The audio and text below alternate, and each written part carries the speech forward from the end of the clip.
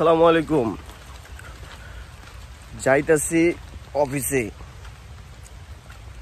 সেই বৃষ্টি হইলো আজকে ভোরে ভাই, মানে অবস্থা খারাপ। আমাদের তো আসলে কাঠের ঘর, টিনের চাল।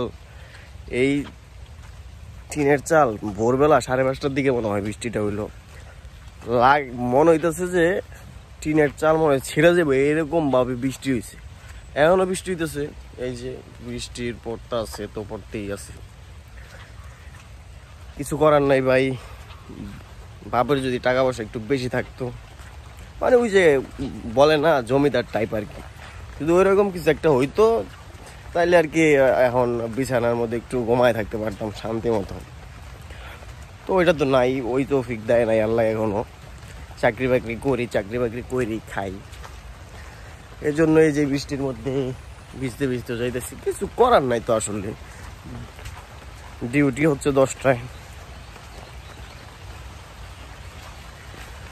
তুফান হোক, ঝড় হোক, বৃষ্টি হোক, যাইতে ধুইবই।